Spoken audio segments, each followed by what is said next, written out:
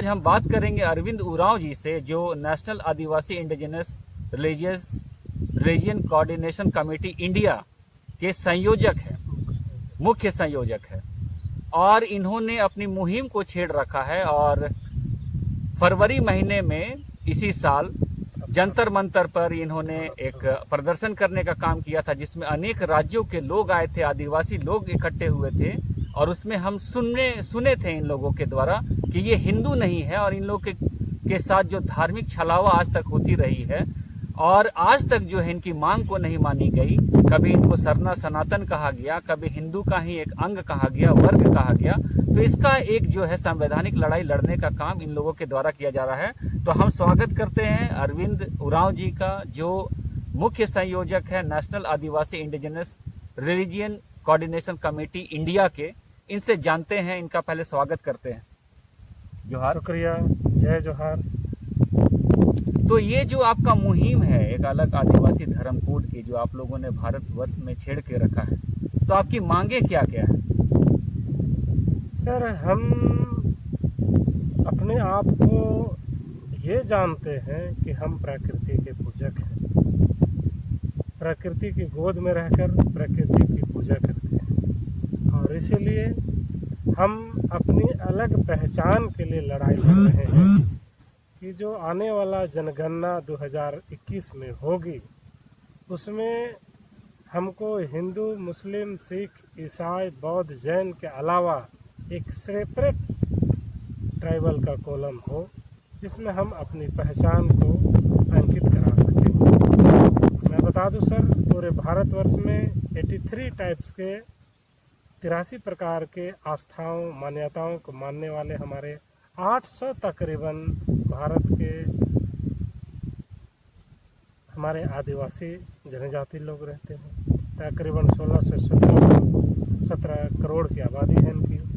मैं यूँ कह लूँ कि देश की तीसरी बड़ी आबादी है और ये अपनी धार्मिक पहचान से महरूम है।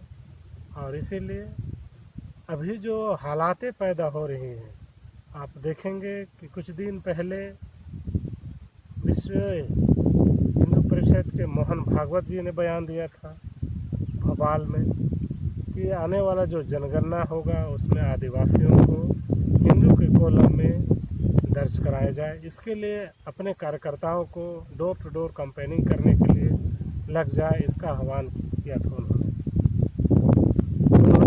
इसलिए ऐसा कहा था कि वो चाहते हैं कि आदिवासियों का अलग पहचान ना बने।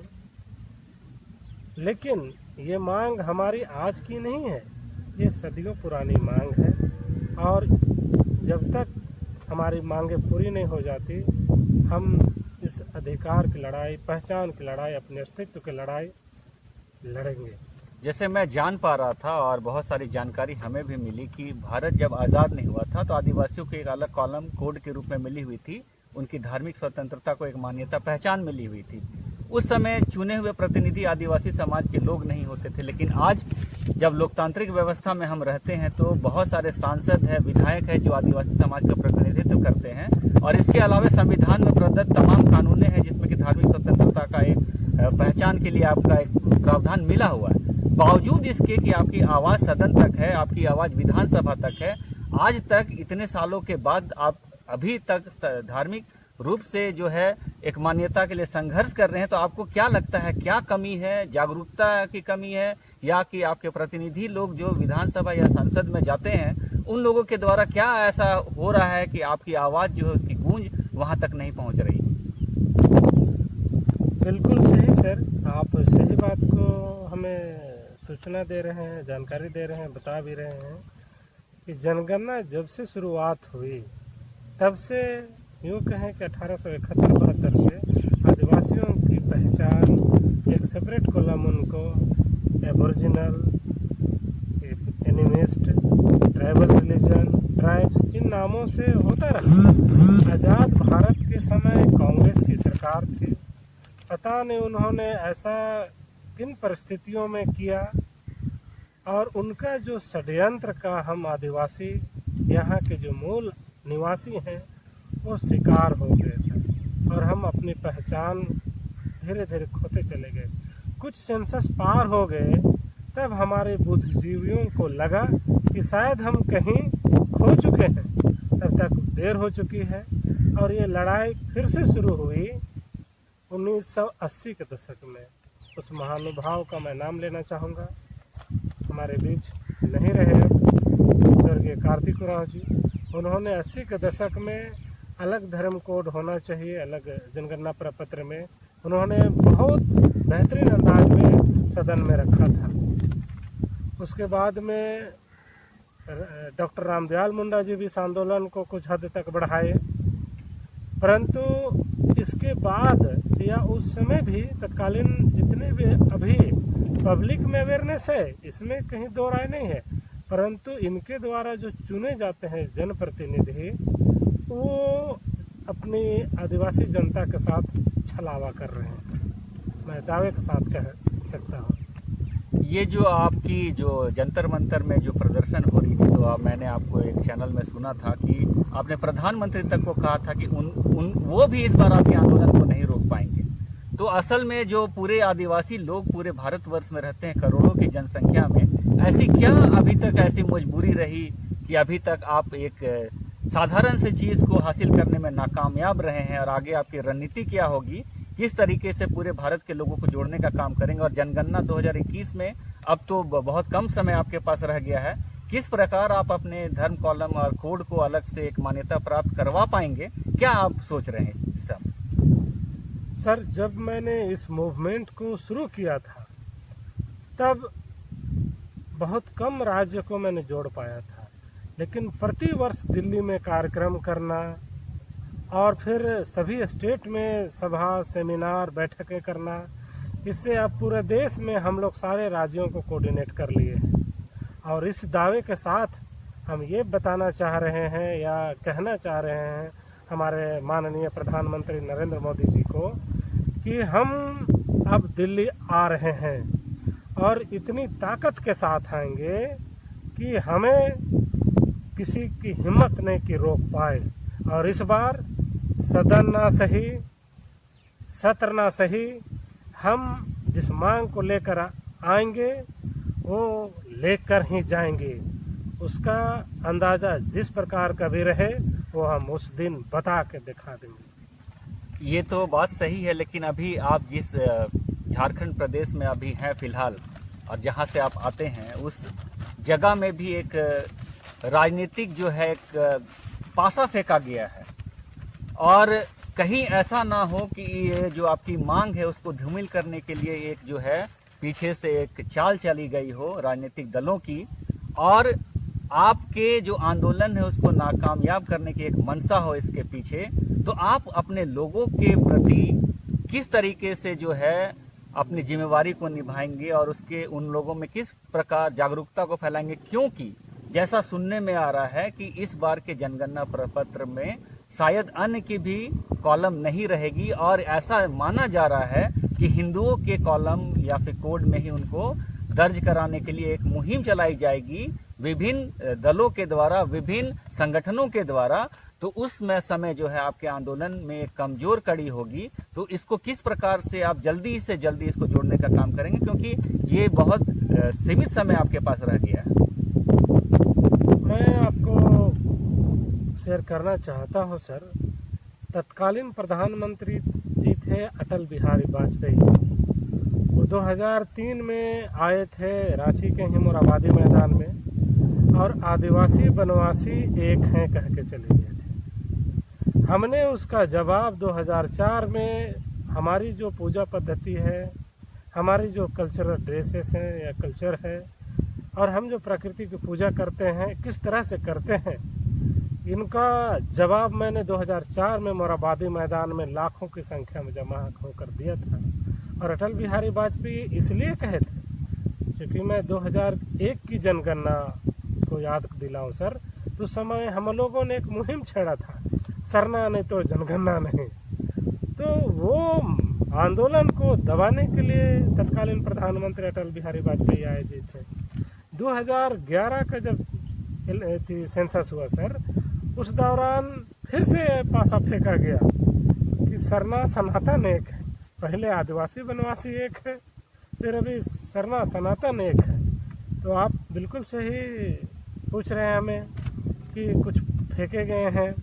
बिल्कुल समय समय पर इन लोगों के द्वारा षड्यंत्र चलता रहा है, लेकिन उस समय हम क्या थे कि आदिवासी भी कई छोटे छोटे टुकड़ों में बटे हुए थे। एक राज्य से दूसरे राज्य का संपर्क नहीं था, या यूँ कहिए हमारी भाषा की समस्या हो, या यूँ कहिए कि रेस का समस्या हो। लेकिन अभी नॉर्थ ईस्ट कह लें, या जम्मू कश्मीर कह लें, या कन्याकुमारी कह लें, सारे जगह के ट्राइब्स अब एकजुट हो चुके हैं। और इस दावे के साथ इस बार या तो मोहन भागवत या केशव राव जी या किसी के द्वारा कोई भी षड्यंत्र रची जाए, अब हमें लगता है कि अब आदिवासी जाग चुका है। अब अपना अधिकार और ये अस्तित्व का लड़ाई है, और निश्चित रूप से ये लड़ाई हम लोग जीतेंगे। ये जो कोरोना काल में धर्म और आस्था को लेकर अभी जो सत्तारूढ़ पार्टी है, जो सत्ता में है, उसके द्वारा अयोध्या में राम मंदिर निर्माण की प्रक्रिया को आगे चलाने का काम किया जा रहा है। और इसी को लेते हुए 5 अगस्त को जो है भूमि पूजन माननीय प्रधानमंत्री के द्वारा किया जाएगा, नरेंद्र मोदी के द्वारा। और उस प्रक्रिया में आपके जो झारखंड के जो सरना स्थल होते हैं, जहां पर की धार्मिक आस्था और एक भावना होती है यहाँ के आदिवासियों की, वहाँ के मिट्टी को ले जाने का काम किया गया। और इसमें आपके समाज के लोग भी जुड़े हुए थे। कहीं ना कहीं उन लोगों ने भी प्रधानमंत्री का सहयोग किया, या फिर कहें तो हिंदुत्व का सहयोग किया। और इसको लेकर जो है आक्रोश पूरे झारखंड में अभी फैला हुआ है। और झारखंड ही नहीं, मैं छत्तीसगढ़ के बारे में भी आज देख रहा था, तो वहाँ भी इसकी चिंगारी भड़क चुकी है। और देश के कोने कोने में लोग इस चीज को लेकर कहीं ना कहीं आहत है। और कल जो है और आपके रांची में एक बैठक हुई थी सभी आदिवासी संगठनों की, धार्मिक और सामाजिक संगठनों की। उनके द्वारा निर्णय लिया गया है कि उन विधायकों का जो पूर्व में विधायक रहे, जो बीजेपी पार्टी से आते हैं, जिन्होंने इस कुकृत्य में उन लोगों का साथ दिया है, उनका हुक्का पानी तक बंद कर देने का ऐलान किया गया है उन लोगों के द्वारा। तो आप इसके बारे में क्या समझते हैं कि आपके ही लोग, आपके प्रतिनिधि आपके भावना को आखिर क्यों नहीं समझ पाते हैं, और आपके अगेंस्ट में ही क्यों जाते हैं, या फिर आपके समाज का नियंत्रण उस तरीके से अभी तक क्यों नहीं बन पाया कि समाज उसको नियंत्रित कर सकता था, या फिर समाज के अनुसार वो चलते? बिल्कुल सर, मैं थोड़ा एग्जाम्पल इस दौरान इस तरह देना चाहता हूँ कि हमारे बीच महापुरुष थे, जिसको हम भगवान बिरसा मुंडा भी कहते हैं। आप देखेंगे इतिहास के पन्नों में, तो अपने उनको कोई अंग्रेज लोग पकड़ नहीं पा रहे थे। तो हिम्मत नहीं थी अंग्रेजों को कि बिरसा मुंडा जी को पकड़ लें। तो आदिवासियों को ही कोई कोई इतिहास में देखेंगे कि 300 रुपये याद किया गया, कोई कोई इतिहास में देखिएगा कि 1200 रुपया दिया गया। आदिवासियों ने ही पकड़ को अंग्रेजों के लिए सुपुर्द किया। तो क्या है, उसके साथ साथ आप और एक मैं इतिहास के पन्नों को ले जाना चाहूँगा सर, कि पश्चिम बंगाल के पुराने स्थान एक सतावल में एक संथाल राजा रहता था। उससे ब्राह्मण लोग कई बार आक्रमण किए, लेकिन जीत नहीं पाते थे। फिर उन्होंने एक दुर्गा नाम की वेश्या का इस्तेमाल किया। तो एग्जाम्पल तो नहीं देना चाहिए सर, लेकिन मैं याद देना चाहता हूँ वैसे लोगों को कि आदिवासियों को जब जब मन विखंडित करना हो, उनके अधिकारों से नहीं कर पा रहे हैं खुद से, तो खुद को माने आदिवासी को ही लगाते हैं और उन आदिवासियों को छोटा छोटा प्रलोभन दे देते हैं, राजनीतिक फायदा का प्रलोभन देते हैं, और वो लोग झांसे में आ जाते हैं। और इनके द्वारा जो कुकृत्य किया गया और ये जो गलतियां की, इसको समाज ने अविलंब सामूहिक निर्णय लेते हुए समाज बहिष्कार किया। इनका मैं बहुत बहुत स्वागत करता हूं कि सही डिसीजन लिया है। इसलिए भी जरूरी था कि आने वाले समय में फिर कोई आदिवासी ऐसी सांस्कृतिक और धार्मिक भावनाओं पर खिलवाड़ ना करे, हिम्मत ना जुटाए।